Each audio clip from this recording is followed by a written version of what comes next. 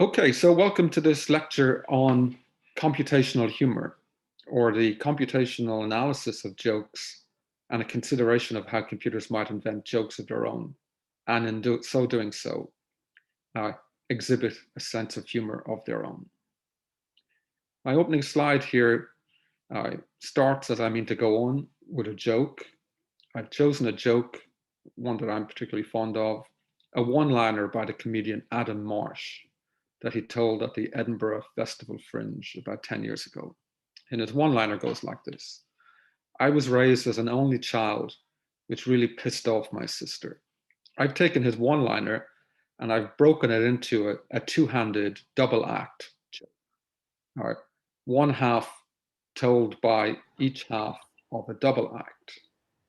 And one-line jokes and simple jokes are really amenable to being divided into double act jokes because every joke involves two complementary or conflicting or opposing points of view. So it's very easy to give each point of view to a different person in the double act.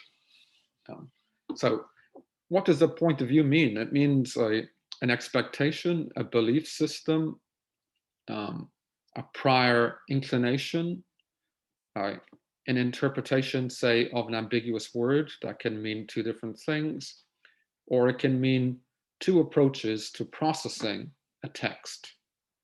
I've illustrated somewhat obliquely in my opening slide the idea of system one and system two from dual process theory. This idea that the reasoning systems of the mind can be caricatured by two competing systems. System one, which is superficial and fast, very fast, always on, and system two, which is deep and analytic, but slow to produce results and slow to engage, but produces safer results. And in many jokes, we have a rush to judgment by system one and a slower rush to realization and insight by system two. That's why the subtitle of my talk is A Tale of Two Velocities. The idea I'll be exploring is the competition between different models. And I'll be arguing that we need this competition. We need a dual model approach to handle humor. And I'll try to integrate into that dual model approach the old-fashioned symbolic approach to humor analysis and the newer, more robust, and altogether more popular statistical approach that everyone is using in AI these days. Okay, so the old-fashioned symbolic approach to humor relies on frames and symbolic structures, which I've graphed here in the manner of a conspiracy theorist's cork board with pins and thread. To analyze Adam Marsh's joke about being raised as an only child, we have to see that implicit in the joke is two different interpretations of a very innocuous word, the word as. As can mean is, in the sense of Adam Marsh is an only child, or it can mean like. He was raised like an only child, which means that he had siblings. And that's in fact the interpretation that we get from the punchline. He was raised like he was an only child, so that would understandably annoy his siblings. And to understand the feelings and the concepts that go into this joke, we have to know what it is to be a parent, in particular a doting parent, to be a child of parents, to have siblings, to have no siblings, to have jealous siblings, and all of the feelings that go with these different concepts and states of being. So these two scripts, which hinge on the interpretation of something as innocuous as the word as, give us a two-script approach to humor. And this was developed and popularized by the incredibly influential Victor Raskin in his 1985 book, Semantic Mechanisms of Humor. Victor is the, let's call him the godfather. I don't think he'd like to be called the grandfather. He's the godfather of semantic humor analysis and computational humor analysis. And he's still very much active in the field. And he's given us the semantic script theory of humor, with his colleagues, the general theory of verbal humor, and the ontological semantics theory of humor, all of which rely on this notion of script opposition. So we have two scripts or frames colliding in a joke, and one is dominant and the other not so. Now, this is the standard symbolic approach. And I'll get to the statistical approach later, and we'll see how we can get some kind of rapprochement between the two approaches. Before I do, let's imagine what a joke invented by a machine might look like and the circumstances in which it is invented. And I'm going to appeal to a very famous science fiction novel, The Moon is a Harsh Mistress, by the author Robert Heinlein. It was written in the late 50s, I think. It's a fascinating book about a lunar colony that's run by a supercomputer with the nickname Mike.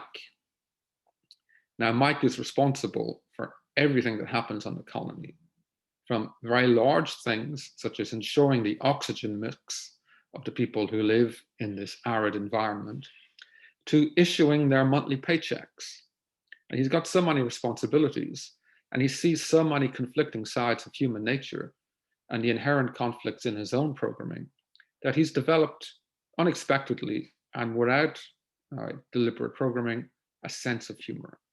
He experiments on people because he's curious. He has a curiosity about humans, and he uses jokes, sometimes pranks, to understand humans. As one of the characters in the book says, Mike is the kind of supercomputer that would put itching powder in your spacesuit, or that would turn off your oxygen supply. Okay, so some of those jokes are not very benign, as you can imagine. Now, the joke I want to focus on is when he gives out the monthly paychecks, when he issues the monthly paychecks, he issues to a very junior employee, a janitor, I think, a paycheck in the amount of 100 million billion lunar dollars. This was back in the book was written in the 1950s, when 100 million billion dollars was a lot of money. And in fact, we're told in the book that this is more money that exists in the combined economy of the Earth and the Moon. So we can imagine this junior worker opening his paycheck and going, oh my God, realizing there's something wrong, then realizing this is an incredible amount of money, then realizing, oh my God, I'm rich, richer than Croesus, richer than anyone's ever been in the history of the world, yes! And then realizing there's too much money here. It's too much money to be rich because no bank would ever cash this check. And that's the joke. The computer has realized that there's a very big difference between overpaying someone by 1,000 or 1,000,000 or even $1 billion and overpaying them by an impossible amount. And that's the distinction. Those are the two scripts: overpaying someone by a feasible amount and overpaying someone by an unfeasible amount. Overpaying someone by an unfeasible amount is the same as not overpaying them at all. In fact, it's worse because the check is worthless. And it seems that Mike has understood the effect of this prank on its victim. The sudden peak in arousal, the joy, the delight of realizing that you're super rich, and then the horrible plunge into depression when you realize that you're not rich at all. So what we see in this joke, and in the joke I've analyzed earlier from Adam Marsh, the sense of incongruity. There's an opposition between two different interpretations, and we're driven from one interpretation to the other by an incongruity in the text. Marsh can't be an only child and have a sister, so we're forced into the arms of the as equals like interpretation. And here, someone can't be overpaid by an impossible amount because you couldn't cash the check, and therefore you realize it's a joke check. So that we call that realization the resolution of the incongruity. And incongruity resolution is perhaps the largest and most active family of humor theories that we have. They're still very much active today. The idea of incongruity as a basis for humor goes back to Blaise Pascal, the French mathematician. It was also studied by Immanuel Kant, the philosopher, and Schopenhauer, and it's still very much active today in the semantic script theory of humor. We also see a very old theory of humor here, superiority theory. This goes back to Aristotle, but it's most famously articulated by Thomas Hobbes in the 17th century in his book Leviathan, where he imagines the sudden glory that the feeling of passing superiority to another gives us. Now, superiority humor isn't a very generous interpretation of humor. We don't really laugh, at least we don't laugh all the time because we feel better than other people. Though superiority humor can be used to explain why we punch up at powerful people and drag them down to our level. So we make fun of celebrities and rich people and politicians and people who can take the punch because they're insulated by lots of life's privileges.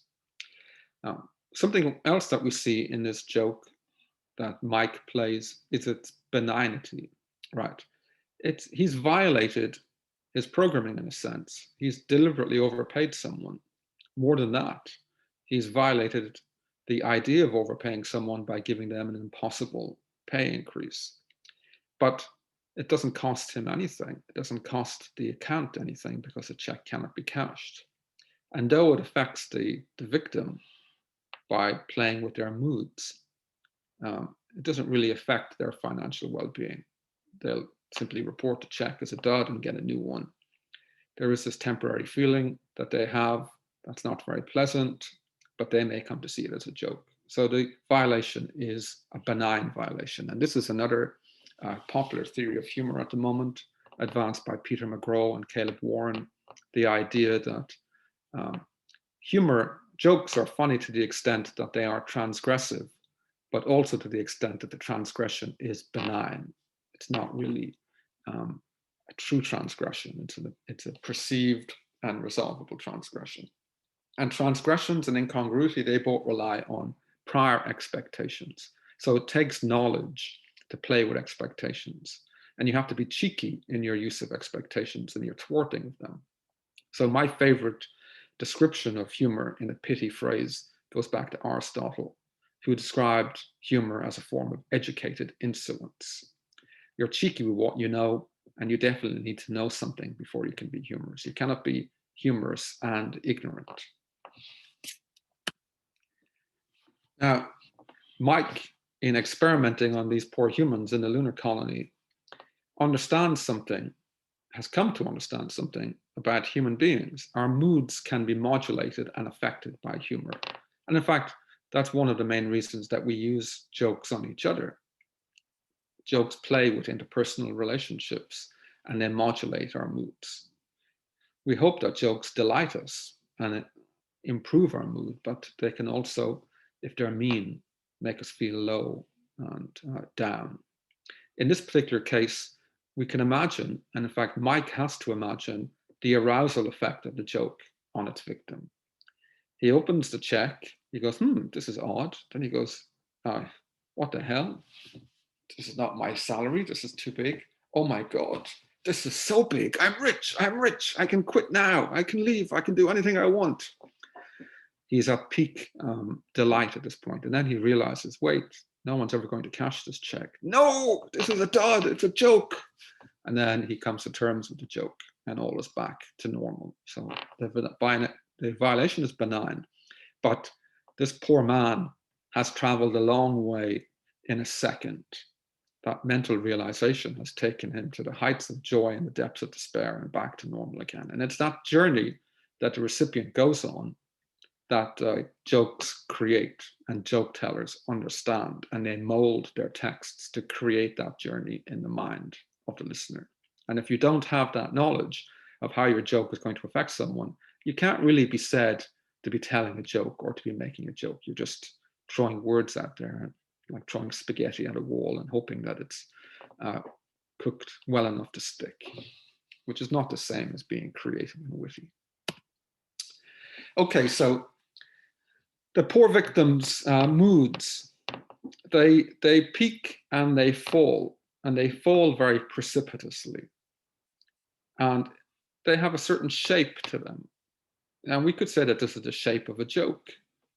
And in fact, this led the mathematician John Allen Paulos back in 1980 in his book, Mathematics and Humour, where he applies mathematics to all aspects of human endeavour to propose a catastrophe theory account of humour. Catastrophe theory is a branch of geometry that was developed by the French mathematician René Thom in the 60s and 70s. And the catastrophe doesn't really mean what it does in English here, which is some kind of apocalyptic event. It means a significant and sudden discontinuity. Here's a three-dimensional catastrophe. You can make it yourself with a piece of paper that you fold and kink. so that there's an overhanging ledge on one side of the paper. I've drawn it here, 2 dimensions drawn or representing 3 dimensions. So this is a 3-dimensional cusp. You can have a catastrophe in 2 dimensions or in 4 dimensions or in any number of dimensions, but this is the easiest to imagine. Now, we imagine this manifold, this curved surface, as being an abstract surface of the joke. And there are 2 pathways across this surface. B avoids the precipitous drop. It's longer, but it goes around the cusp, so there's no sudden discontinuity. It's a long way around. It's a less obvious way around, but it's a safe way around. A is the obvious and direct route across the surface, but it leads to a sudden discontinuity, this feeling of, I'm falling, right? And that's what happens in the case of Mike's joke, and also in the case of Adam Morse's joke. We're seduced into thinking one thing, and then that leads us to a discontinuity, which represents the incongruity of the joke. And we have to correct ourselves and jump back onto the other path. This is a nice geometric way of thinking of jokes. Surfaces that are dangerous in one direction, in the obvious direction, and safe in the less obvious direction. But to make sense of this model of jokes, we have to figure out what the axes mean. If this is an abstract surface, what's the y-axis? What's the x-axis? What's the z-axis? We have to know what those axes mean before we can imagine a joke teller inventing a narrative surface like this that encourages us to go one way when we really should go the other. Now, x seems to be the direction of time, right? As you understand the joke and process more and more of the words, you're moving along the x-axis. So the x-axis of time is also the information axis, because with time, as you tell the joke in time, you get more information. So x is information and time. Z is the axis that separates the 2 interpretations. A is the obvious but unsafe interpretation, and B is the non-obvious but safe interpretation. So we could say that Z is obviousness. It's our inclination to follow the path of least resistance. So Z is some distinguishing dimension between the different interpretations. And Y corresponds to our feelings, if you will, our momentary feelings as we process the joke. It could be our mood, our sense of arousal, our sense of suspense or expectation, and that is manipulated if we go down path A. We get this sudden free fall, this sudden drop in whatever Y represents. And we really have to model Y if we're going to turn this very attractive notional model into a working computational model. This is a catastrophe theoretical account. I'm very drawn to this, but as I said, we really need to flesh it out. Here's an account given not by a mathematician, by a stand-up comedian, Greg Dean, in his 2000 book, Step by Step to Stand-Up Comedy. It's one of these self-help books, and it's quite interesting. And he tells this old joke. My grandpa died peacefully in his sleep. Not like his screaming passengers on the bus. I think I probably could have told that joke a bit better. My grandpa died in his sleep, peacefully, unlike the passengers on his bus who died screaming. You figure it out. Anyway, you can see when we say grandpa died in his sleep peacefully, we imagine he's dying at home in his bed, as opposed to falling asleep at the wheel of a bus full of passengers. Passengers who die screaming when the bus goes careening off a cliff. Right. So we have 2 interpretations following the setup. One in which he dies peacefully in his own bed, but that's incompatible with the additional information, unlike his screaming passengers. So we have to infer this intervening unspoken text while he was driving. That's not given in the joke, but we have to insert that to resolve the incongruity of suddenly talking about screaming passengers. So there's 2 ways through this joke. One in which we barrel through with the conventional interpretation that grandpa died in his sleep. And when we hear about the screaming passengers, we have to suddenly do an abrupt and discontinuous correction. And then there's a gentle way through the joke. If you've heard it before, or if you're telling the joke, you know he's driving a bus. And I said earlier that we can model catastrophes in 2 dimensions. And this is essentially the cusp catastrophe in 2 dimensions, which means that the mathematical approach to humor put forward by Palos in 1980 is a slightly more elaborate mathematical account of what standard comedians intuitively know about comedy, as put forward by Dean in 2000. And I think it's really nice to see that the mathematical intuitions of a formalist align very well with the practitioner's intuitions of a successful stand-up. There's something here about the cusp, about the discontinuity that we're going to have to try and model.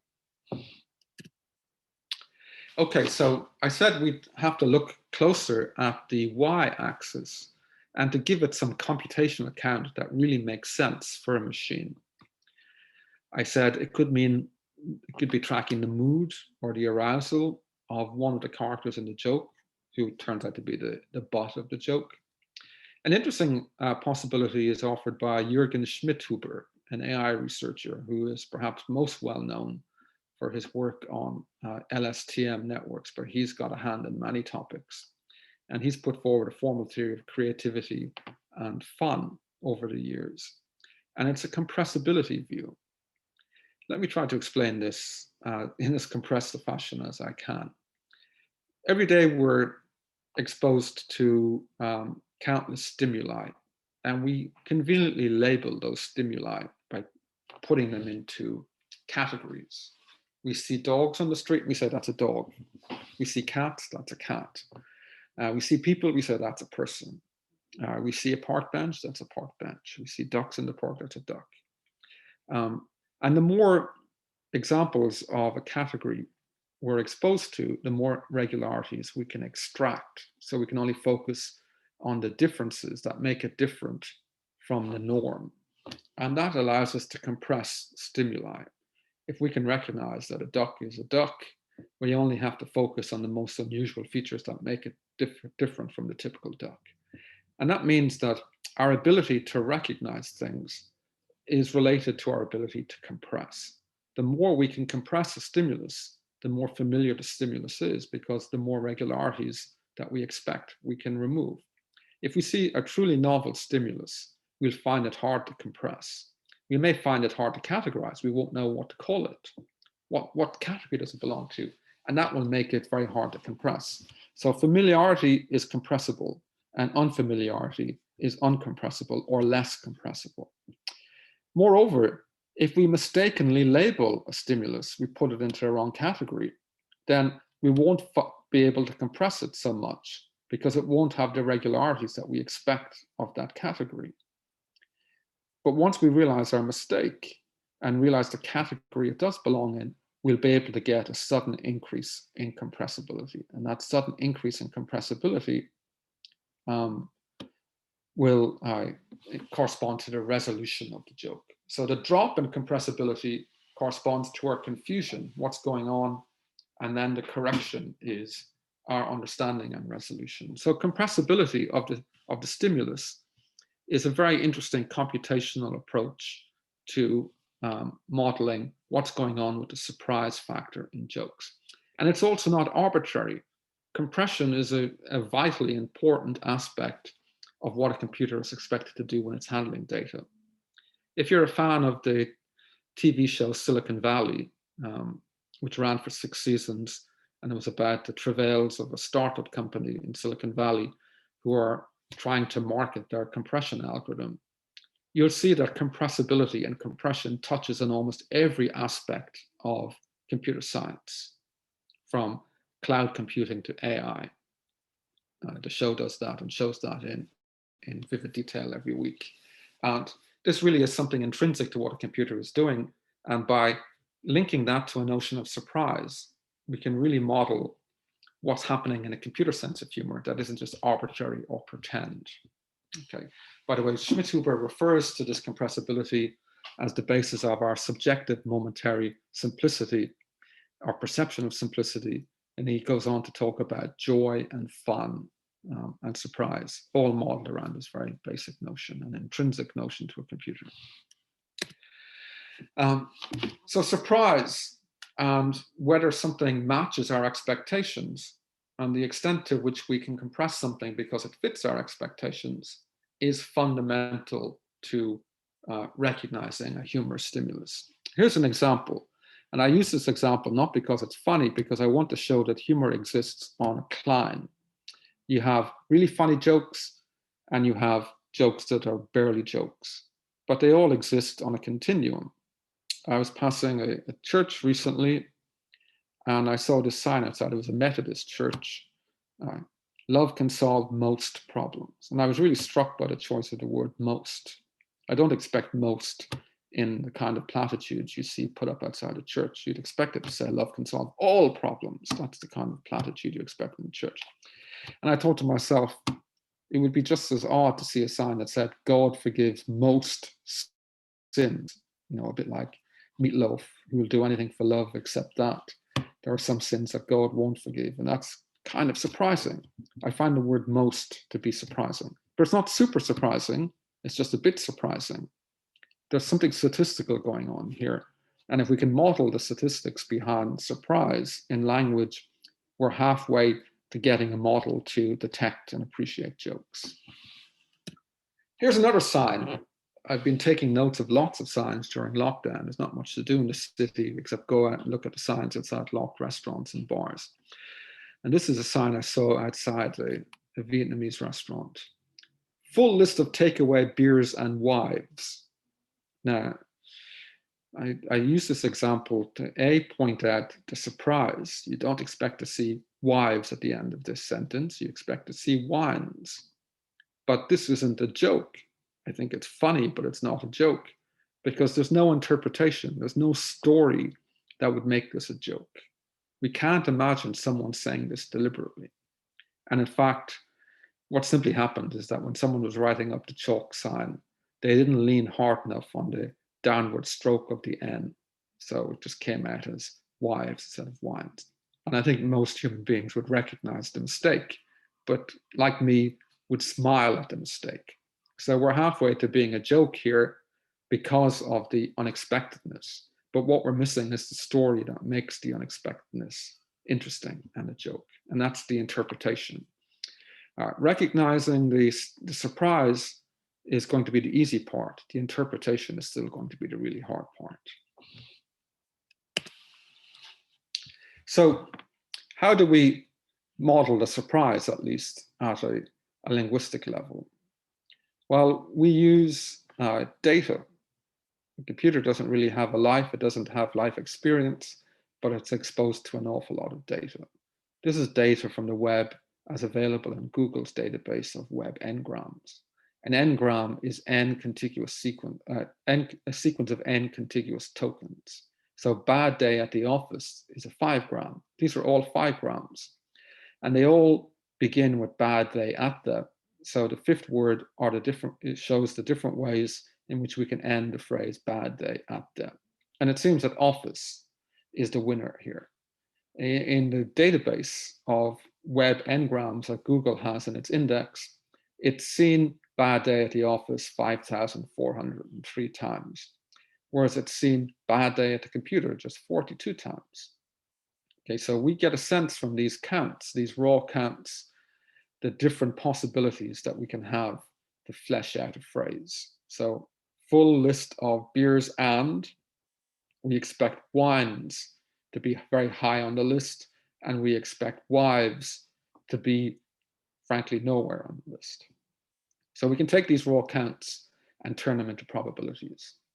Very simply, we can sum up the count column to get the total number of instances, and then use that as the denominator to divide into 5,403 to get a maximum likelihood estimate of the probability of seeing office after the phrase bad day at the. And we can do that for every word that we see here. Now, we're working from what we observe in the data.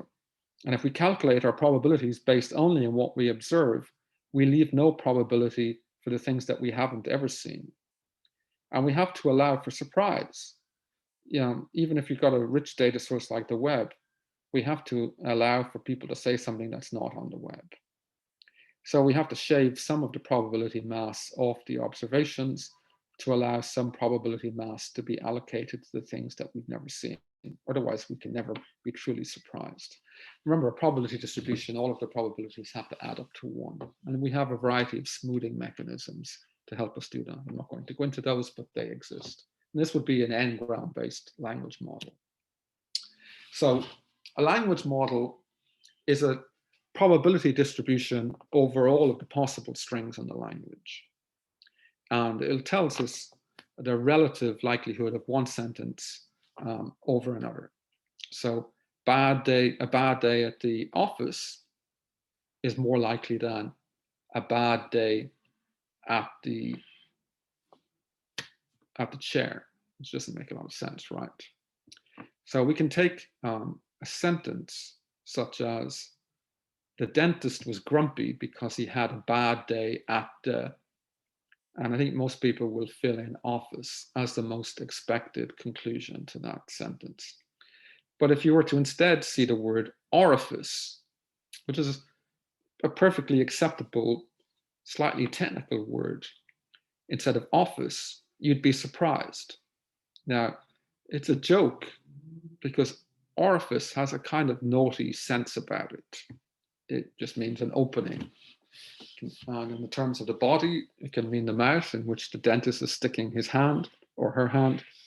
And it can mean other openings in the body. That's why it's slightly naughty. And there's a Freudian taboo aspect to this joke. The dentist was grumpy because he had a bad day at the orifice.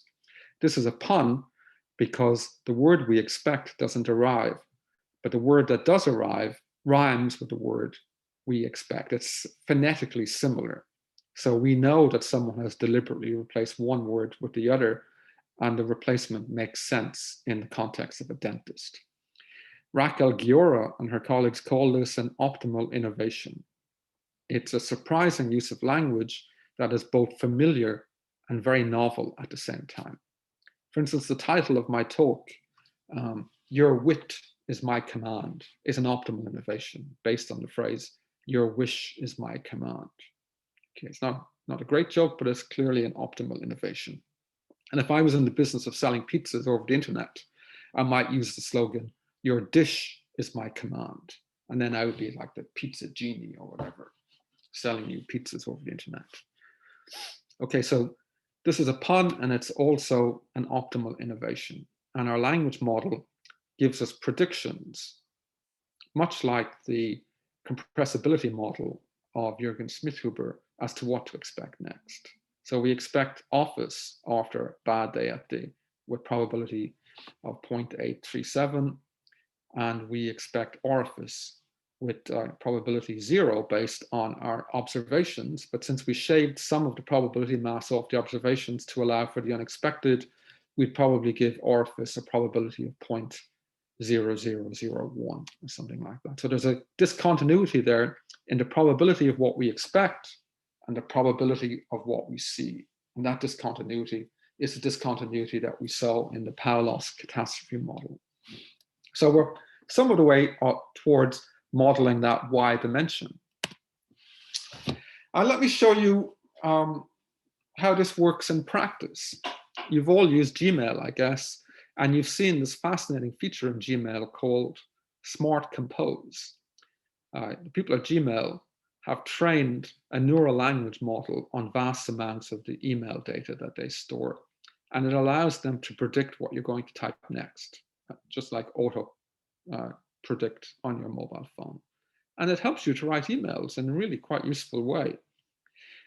So when you tab, it gives you the completion that it thinks most people would write in that circumstance. And it also uses its probabilities from the language model to detect when it thinks you've made a mistake, which is also quite helpful. And it will offer you suggestions to fix the mistake. Now, some people might find this to be frightening, but it's actually tremendously useful. Here's an email I was writing to one of my students and collaborators, Philip.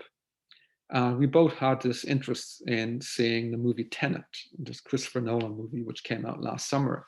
and which kind of got lost in the lockdown shuffle. And like Inception and his other movies, there's a bit of a brain twisting element to this film. And it turns out to be about time travel, in particular about people who travel back in time using some Kant-Science principle of reverse entropy. So I went to see this with my wife.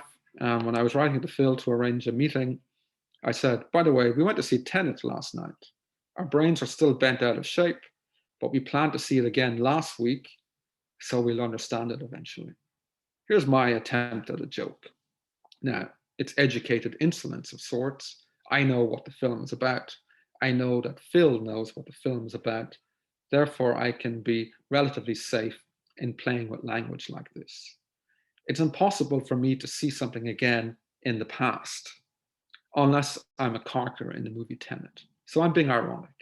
I really mean I plan to see it again next week, but pretending to be a character in the film, I say I'm going to see it again last week. And I rely on Phil's intuition to figure out what's going on. And to his credit, he does. But Gmail doesn't. It sees the phrase, see it again last week, and it goes, Aruga, Aruga, there's something wrong here. And it underlines last in blue. This is quite subtle. It doesn't have the nerve to say you made a mistake. It simply and unobtrusively says, you may like to think about your choice of the word last again. So it's got a language model that's telling it that last is very unexpected in this context. And if you click on last, it actually suggests next. So it's doing exactly what we saw in the previous slide for a bad day at the orifice. But it doesn't see it as a joke. It just sees it as a mistake. And it doesn't, even if it did see it as a joke, it couldn't understand the joke. You would need knowledge of the movie Tenet. Its language model can give it a lot, but it can't give it that. So the statistical language models acquire tacit norms from large corpora, and they can do half of the job. They can recognize this catastrophic discontinuity, but they can't make sense of it. And that's really the challenge in computational humor. So let's look at another joke. Now, this is another pun. I'll do a non-pun in a moment. But I find this to be quite an interesting joke. So it goes like this. I've never been married, but I've had a few near misses. And it turns out that this is what we call a perfect homophonic pun. A perfect pun is when the word that you replace is replaced with one that sounds exactly the same. Now, it's homophonic because the two words sound exactly the same, but they're spelled differently. So it's an imperfect heterographic pun. The two words are spelled differently, and a perfect homophonic pun.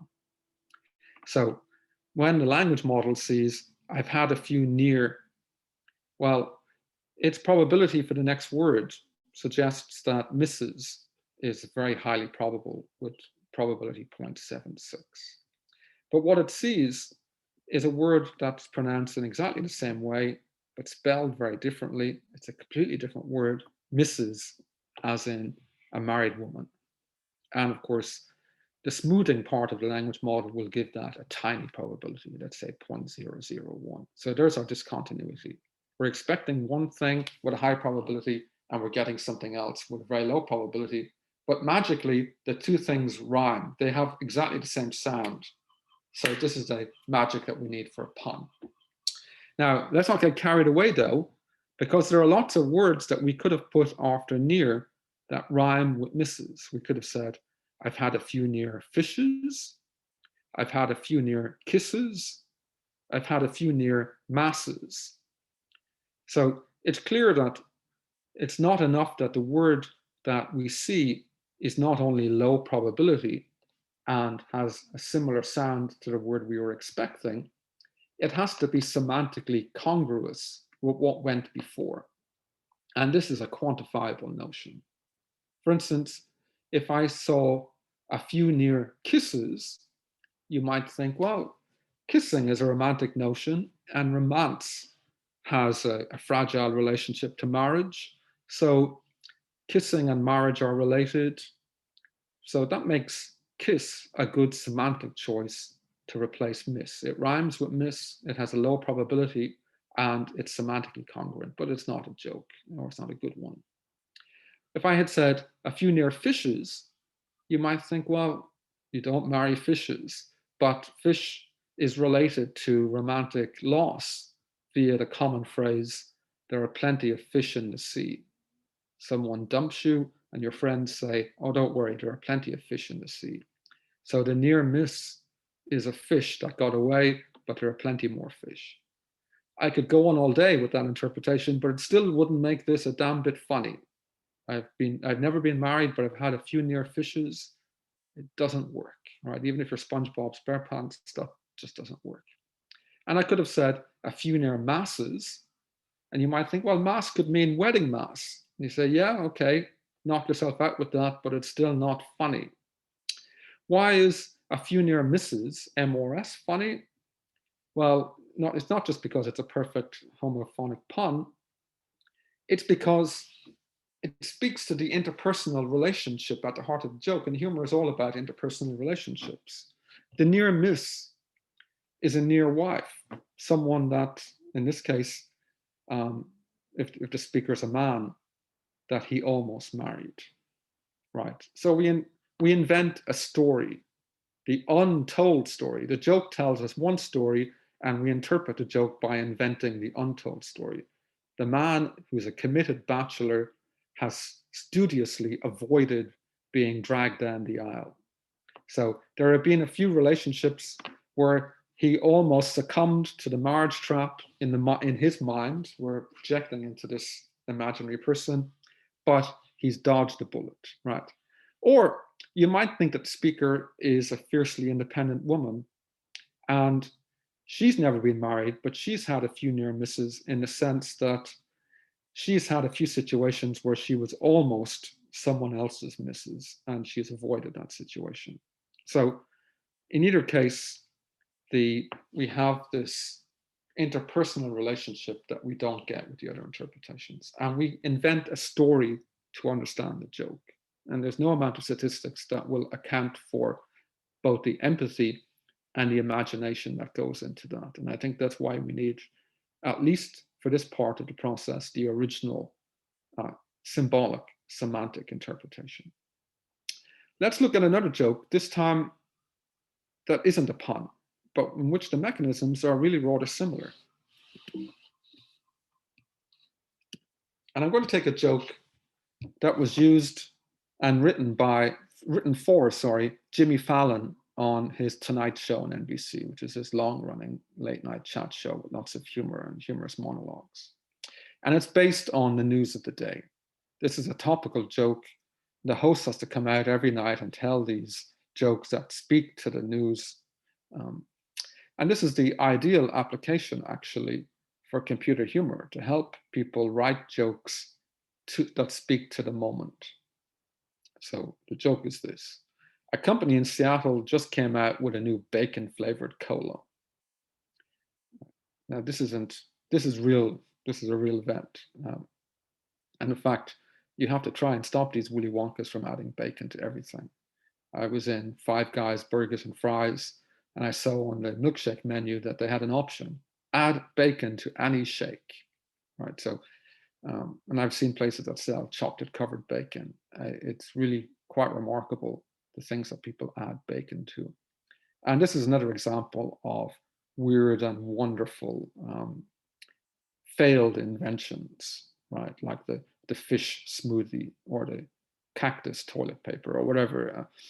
Lots of things that fail miserably, but which someone thinks are going to be wonderful.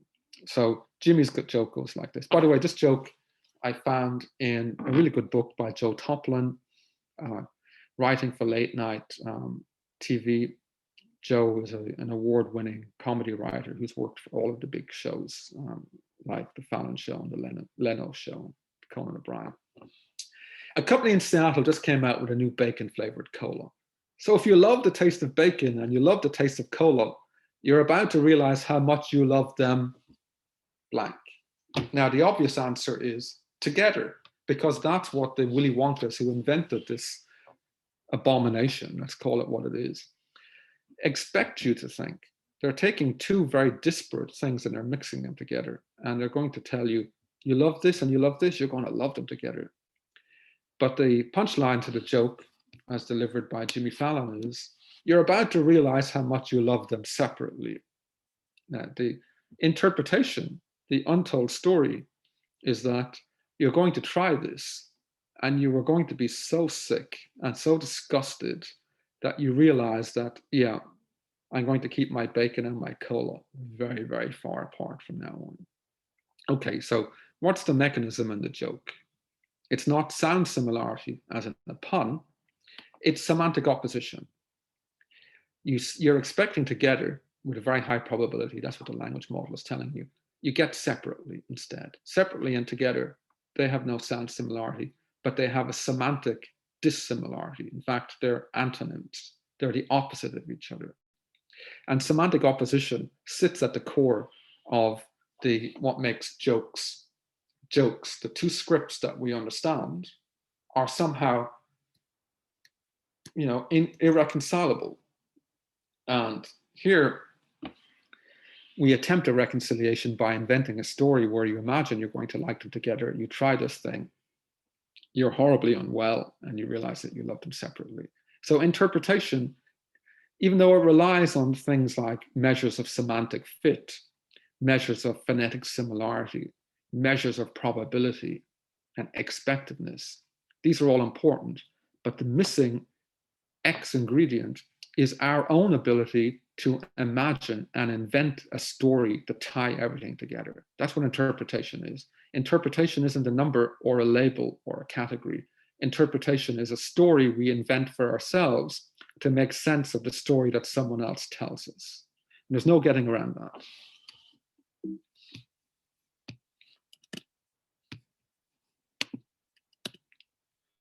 Okay, so we absolutely need two models. A single language model cannot surprise itself. A single language model can detect the surprise. It expects something and gets something completely different instead. But we need an outside model. In the case of puns, that outside model has a sense of semantic fit and phonetic similarity. It also has the ability to weave a story around the surprise that the first model experiences. You might say, why can't the first model weave its own story? Well, if it was able to weave its own story, it wouldn't be surprised. You can't tickle yourself, and you can't surprise yourself. The first model is surprised by what it sees, and the second model explains the surprise. This takes us back to the system 1 and system 2 dichotomy that I started the talk with.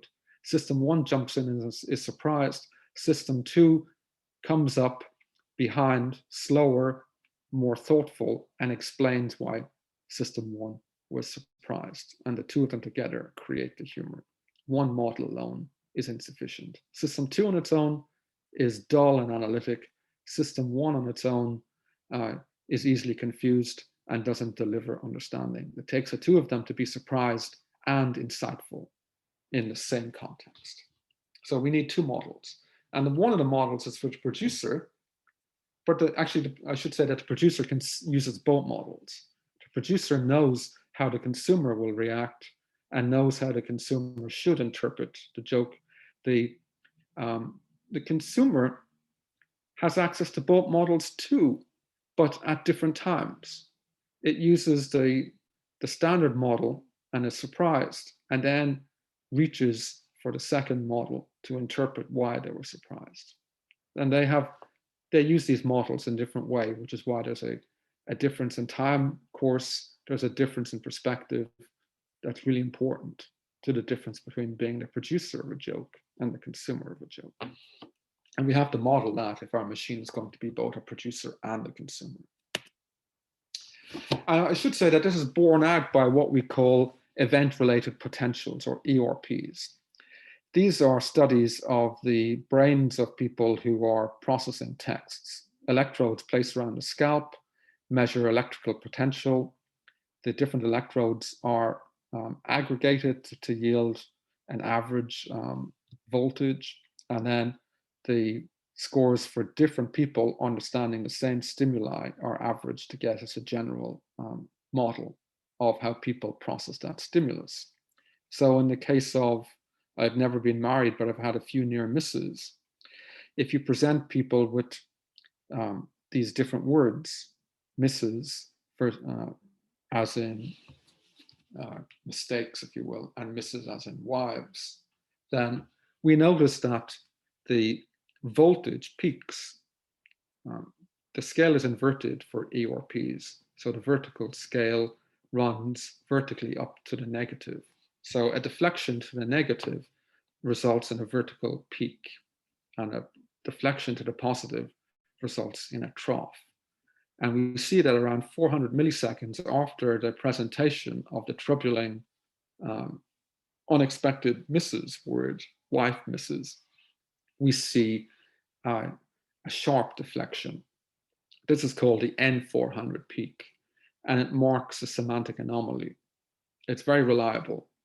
The size of the peak is modulated by different factors to do with expectations and timing and so forth. But the timing of the peak is very, very reliable. Of course, the peak alone doesn't tell you whether you're experiencing a senseless anomaly or a humorous anomaly. It's just one part of the story. And the peak represents our ability, not so much our ability actually, but our efforts to make sense of the anomaly. If we can make sense of the anomaly, it may be humorous. If we can't make sense of it, as when you can't find your car keys and they remain lost, then it's not funny, it's just perplexing. Okay, so I've looked at the statistical elements of understanding a joke, and you may think, well, all these language models, lots of times language models are used to generate text. In the simple case, in Gmail, for instance, it will write half of your email for you. And recent language models like the generative pre-trained transformer from OpenAI, they've been used to generate all sorts of stories and newspaper content. Why can't we use those to generate jokes? So here's a joke that comes from the Reddit list. Reddit has a subreddit on jokes, and you can download these jokes as a data set. There's about 21,000 short jokes, and you can use these to train your language model. Or more specifically, you can take a pre-trained language model that's been trained on a very large subset of the web, and then fine-tune it to focus its efforts on the humorous aspects or the humorous subset of English. Now, most of these jokes, it turns out, if you go through them, they're good, the bad, and the ugly. The good is in the minority. Lots of them are bad, and quite a few of them are ugly in the sense of being sexist and racist and generally insensitive. Here's one that is almost good. It's not bad and it's not ugly. Actually, this isn't a joke. This is the norm on which the joke is based. I'm going to ask you to look at this and see which word you would change to turn this into a joke. A pair of suspicious fellows walks into a bar. The barman looks at them and says, "Okay, I'll serve you, but just don't start anything." What word would you change? Or set of words would you change to turn them into a joke? The temptation is to change something in the barman's response, because that would be the punchline of a joke. Is there a word in the response that you can change that makes the setup into something different? Makes you think that you've misinterpreted the setup? Or is there something you can change in the setup that makes the barman's response seem witty and clever? Well, here's a joke in Reddit. A pair of jumper cables walks into a bar. Jumper cables, I presume, for starting a car by hooking them up to the battery. A pair of jumper cables walks into a bar. The barman looks at them and says, "Okay, I'll serve you, but just don't start anything." Okay, it's a pun again, but it's not bad. Okay, and it makes fun of the idea of a jumper cable, and no one can say, "Hey, you're offending jumper cables." But we're anthropomorphizing the jumper cables, so it's still an interpersonal joke. We're imagining the jumper cables are kinds of people who go to a bar and want to get served and maybe get drunk. It's an absurdist joke, but it also appeals to us on an interpersonal level, and it plays with language, and it's not bad. Believe me, there are worse jokes on Reddit. So, and in fact, people have taken this data set of 21,000 short jokes and used them to train language models or to fine-tune existing language models. For instance, one very popular language model is the Generative Pre-trained Transformer version 2, or GPT-2 from OpenMind. This is the small model.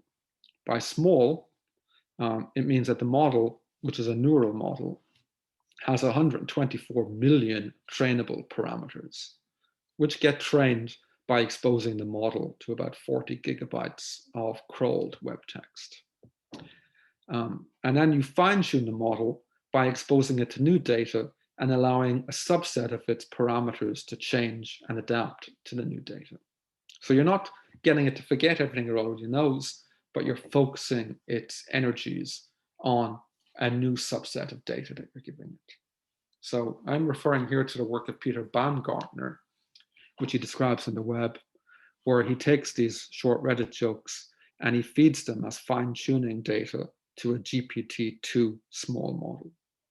GPT-2 medium has 375 million parameters, and GPT-2 large has 1.5 billion parameters. And GPT-3 has many more parameters still. Okay, so GPT-2 small is the kind of model that's good at generating stuff, and you can run it on your laptop and you can do the fine training on your laptop. And his expectation is that by fine-tuning on the Reddit jokes and incorporating in what it already knows from language generally, from its larger 40 gigabyte data set, when we get GPT-2 to generate text, it'll look more like jokes, because we're pointing it in the joke direction, if you will. Here's another clean example from the Reddit data set. My father has the heart of a lion and a ban from the local zoo. Okay, take what you will from that. So here are some examples of Baumgartner's output after 250 epochs of fine-tuning, where you present this data for 250 epochs. What did a priest say after an elephant died? What is it for? Okay, not a joke. After 750 epochs, why did a chicken cross the road? To get a job at the hen. Not a joke, and not a meaningful response either. What do you call a man with dyslexia? A dyslexic. Okay, let's be generous here. This is what we call meta-humor. Meta-humor is when you play with the very idea of what a joke is supposed to do. We expect that the answer to this question, what do you call a man with dyslexia, is not the obvious answer, but a clever answer. And by presenting the obvious answer, you're doing something non-obvious. The obvious is non-obvious when you expect a joke, right? It's like no one ever expects a Spanish Inquisition. No one ever expects a straight answer in a joke. And that's why it's meta-humor. If a human did it. But a human isn't doing this. A machine is doing this with no humorous intent, so it's not a joke. After 1,000 epochs of fine-tuning, we get puns aren't jokes, they're punchlines, which is kind of a pun. It's a really atrocious pun. Technically, it's a pun, and let's just leave it at that. After 1,250 epochs, how much is 50 cents for an idiot? The mathematician says, not that much, I just went bowling. Okay, which is kind of an absurdist joke. Not really a joke. And then after 1,500 epochs of fine-tuning, why did the chicken cross the road? Because it had no legs. Okay, not a joke. It also shows a severe misunderstanding of how chickens locomote on roads or anywhere else. Now, there are some issues here, clearly. One of the issues is that it's the GPT small model. GPT large wouldn't have made the no legs mistake. But I don't think it would have made jokes either. Right. Also, Baumgartner points out that he's probably overtrained his model. 1,500 epochs is overtraining the model, so it's producing a melange of the fine-tuning data, and it's not integrating enough of its existing pre-trained data. And he suggests 750 epochs is probably about right. And that's where we got to what you call a man with dyslexia, a dyslexic. I find this very heartening, I have to say, because I'm a begrudger, I suppose, when it comes to the statistical models. And Victor Ruskin, in fact, has spoken about the trend towards statistical models as AI's statistical winter, which is probably a bit extreme, but I'm sympathetic to his point of view. I don't think that we should throw out the statistics. They're clearly very robust and scalable and the wave of the future, but we shouldn't throw out the symbolic models just because statistics are so popular. We need to find a rapprochement between the two. And the two-model approach, where we have a language model for detecting surprise and a secondary model for interpreting the surprise, and that secondary model is at least partly symbolic, I think is the key to resolving the question of humor on a machine. And the philosophy is, just as you can't tickle yourself, you can't surprise yourself in any meaningful way. And we need two models. Okay, I think I'll end it here.